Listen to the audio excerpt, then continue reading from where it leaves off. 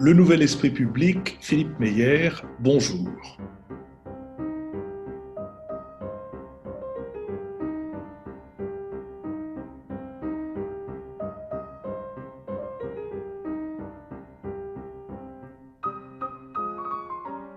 Les auditeurs du Nouvel Esprit Public sont partout à travers le monde, 20% d'entre eux sont en dehors des frontières de la France.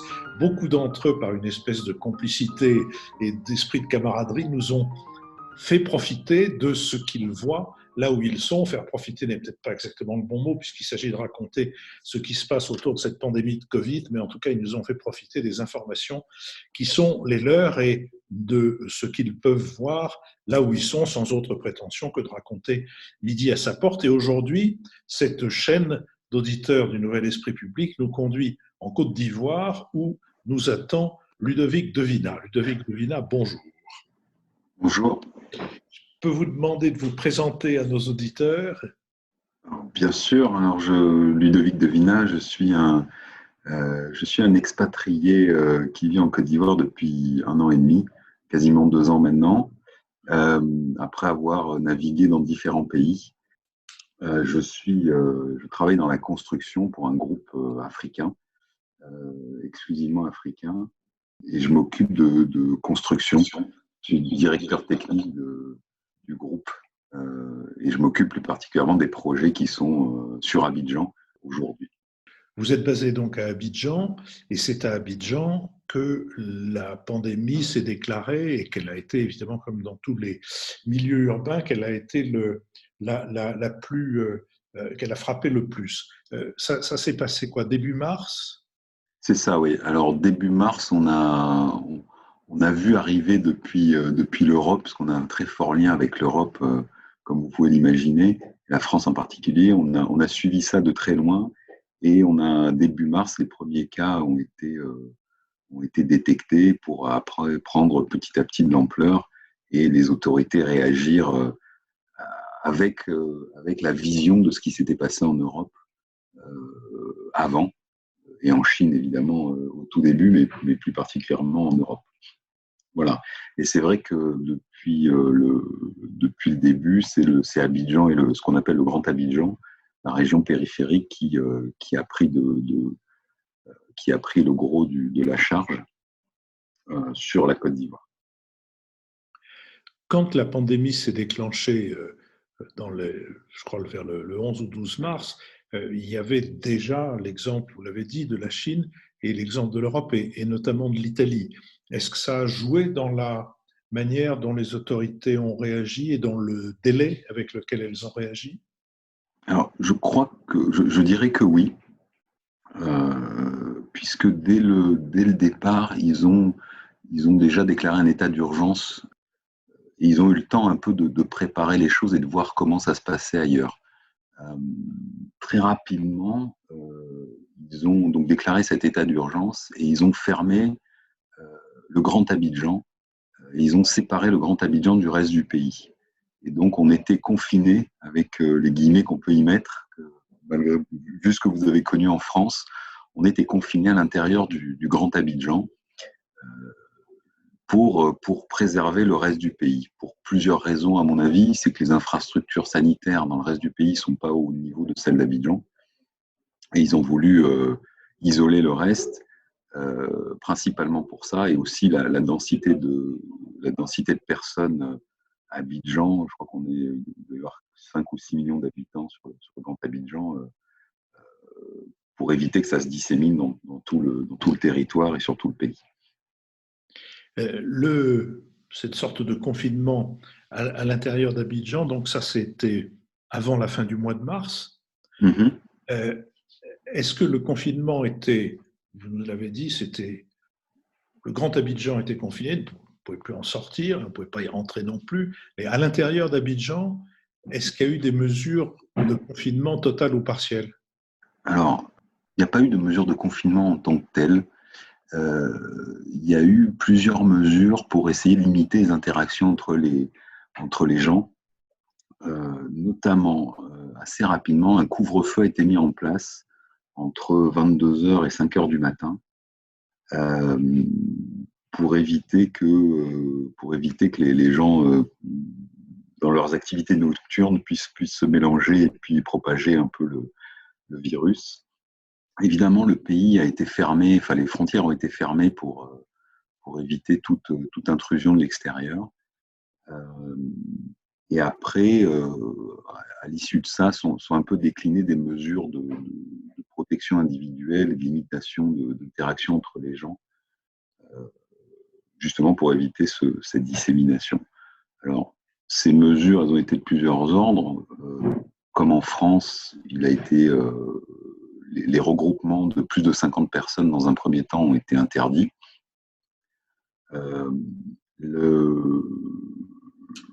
La limitation aussi des personnes dans les transports. Il faut savoir qu'à Abidjan, un des gros problèmes, c'est le transport.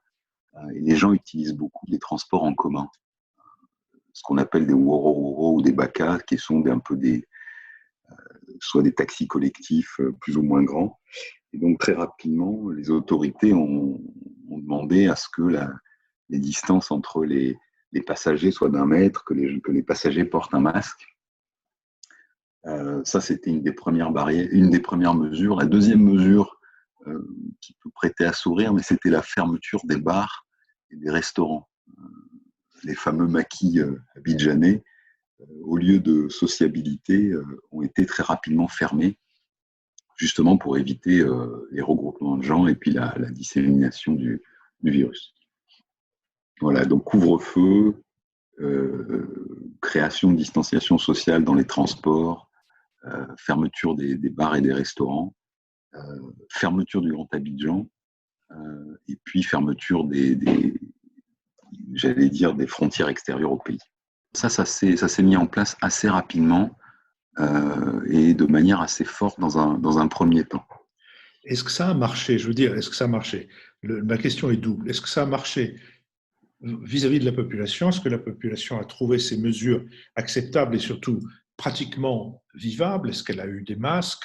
Est-ce que cette limitation ou cette imposition d'une distance physique dans les transports en commun était possible compte tenu de l'importance que les transports en commun ont dans la vie abidjanaise? Est-ce que cette fermeture des bars et ce couvre-feu ont été bien accueillis, ou en tout cas accueillis avec sagesse et ont été respectés? C'est le premier sens de ma question, est-ce que ça a marché? Et le deuxième sens, évidemment, c'est est-ce que ça a contribué à contenir la pandémie? Alors, je vais commencer à répondre par la deuxième question de manière, je vais dire, aujourd'hui, la Côte d'Ivoire présente un nombre de cas et un nombre de morts du Covid assez faible. Je crois qu'on arrive à 113 morts ce matin, comparativement à ce que vous avez pu connaître en France. Je veux dire, on a des années-lumière du nombre de cas que vous ayez pu avoir. Et en nombre de cas, je crois que péniblement, on arrive à entre 15 et 20 000, ce qui n'est pas énorme. Alors, en modérant ça avec la précision qui peut être ici du décompte des cas Covid ou de la mortalité due au Covid, je veux dire, ça reste quand même très très faible. Donc, est-ce que ça a marché? En tout cas, le phénomène ne s'est pas étendu. Donc, dans ce sens-là, on peut dire que ça a marché. Est-ce que les personnes, est-ce que les habitants ont accepté les choses? La fermeture de tout ce qui est bar, restaurant, la limitation dans les transports a très bien fonctionné au début. Les gens ont assez bien réagi. Étrangement, alors on ne comprenait pas, parce que nous, on avait une quantité de masques disponibles, je ne vais pas dire illimitée, mais assez importante. Les petits ateliers se sont mis à fabriquer des masques en tissu, donc c'est très, très saillant avec des tissus africains, donc il y avait quelque chose d'assez amusant. Mais je dirais que ça a fonctionné. Ça a fonctionné. Malheureusement, l'économie de la Côte d'Ivoire, du Grand Abidjan, c'est une économie de journaliers. Les gens partent le matin pour aller chercher à manger pour le soir. Quand vous les empêchez de se déplacer, vous limitez leur déplacement, Quand vous leur demandez de porter un masque, etc., vous leur demandez de rester chez eux, vous fermez les bars qui emploient quand même une certaine quantité de personnes. Le gouvernement a rapidement, à mon avis, vu les limites de ça et n'a pas pu maintenir les mesures aussi sévères aussi longtemps que possible. Voilà. Et donc, au bout de mars, avril, mai, au bout de 2 mois et demi, petit à petit, ces mesures-là ont été levées. Le deuxième facteur, c'est que le nombre de cas n'a pas explosé, le nombre de morts n'a pas explosé non plus. Donc, la menace du Covid s'est un peu éloignée, entre guillemets. Elle était moins présente que ce que vous avez pu vivre en France, en tout cas. Alors, vous avez mentionné le fait qu'une bonne partie de la population d'Abidjan, pas seulement d'Abidjan, une bonne partie de la population d'Abidjan sont des gens qui travaillent au jour le jour et qui vont chercher dans la journée le salaire qui leur permet de se nourrir et de nourrir leur famille le soir. Est-ce qu'il y a eu des mesures d'accompagnement? Est-ce qu'elles ont répondu à cette situation difficile? Je saurais vous dire si l'État a accompagné ces populations-là, mais je sais qu'il y a eu un élan de solidarité par des ONG, par des donateurs ou par des bienfaiteurs. Je sais qu'il y a une solidarité qui s'est mise en place. C'est évident. En Afrique, en général, la solidarité familiale fonctionne très bien. Et à ma connaissance, il n'y a pas eu de problème majeur, d'émeutes ou d'émeutes de la faim, un peu des choses comme ça. Ça ne s'est pas signalé. La société a été résiliente, elle a réussi à absorber le choc. Et je vous dis, au bout de 2 mois, au bout d'1 mois et demi, 2 mois, les choses se sont un peu relâchées et la vie a repris un cours plus ou moins normal. Alors, il y a une autre source de tension en Côte d'Ivoire qui n'est pas liée à la pandémie, qui est liée à la situation politique. C'est-à-dire, pour résumer l'affaire, l'actuel président de la République qui arrive au bout de ses 2 mandats devait passer la main à son Premier ministre, mais le Premier ministre est mort d'un arrêt cardiaque et le président de la République, quoique la Constitution limite à 2 le nombre des mandats qu'il peut exercer, songe donc à Alassane Ouattara, qui a 78 ans, songe à se représenter et son vieil adversaire, Henri Konan Bédier, qui lui n'a que 86 ans, aimerait bien lui aussi venir rôder dans les parages du pouvoir. Tout ça crée, j'imagine, une certaine tension, une certaine agitation dans la population, provoque des rassemblements qui ne sont pas nécessairement dominés par la raison et qui peuvent donc aussi avoir un effet sur une éventuelle reprise du virus. Enfin, comment est-ce que ça se présente vu de votre poste d'observation? Alors, c'est vrai que des discussions que j'ai avec des Ivoiriens ici, les gens n'ont aucune envie de revivre ce qui s'est passé dans les années 2010 je vais dire tous ces événements qui ont émaillé la Côte d'Ivoire, la vie de la Côte d'Ivoire depuis les années 2010. La Côte d'Ivoire a repris depuis tout ce qu'elle avait perdu en termes de développement économique, en termes de santé économique, et ils n'ont pas envie de revoir la Côte d'Ivoire replonger dans cette espèce de marasme-là. C'est vrai que malheureusement, je ressens que les plaies de 2010 n'ont pas été soignées. Elles n'ont pas, à mon avis, été... tout n'a pas été pensé. Et aujourd'hui, on a l'impression de revivre ce qui s'est passé en 2010 avec les mêmes acteurs. Bédier était présent en 2010, Ouattara était pas loin, Laurent Gbagbo, qui est en Europe, empêché, a très envie d'en revenir. Donc on a l'impression que le match se rejoue à nouveau. Et la sortie de Ouattara, la sortie un peu par le haut de Ouattara, Alassane Ouattara, qu'il avait trouvé avec son Premier ministre, laissait espérer une fin une fin heureuse à ce débouché politique. Aujourd'hui, la mort du Premier ministre et la remise en scène de Ouattara génère de la tension. Vous avez dû entendre qu'il y a eu des manifestations dans le Grand Abidjan. Oui, bien sûr. Il y a eu récemment, ce week-end, des manifestations dans le nord du pays qui ont été un peu réprimées. Donc la situation n'est pas encore, j'allais dire, ne se présente pas bien, à mon avis, sans aller dans un excès de pessimisme. Mais on a l'impression que les tensions reviennent. Et comme il est assez facile d'embraser la rue, on sent qu'il y a quand même quelque chose qui pourrait se passer, qui pourrait mal se passer.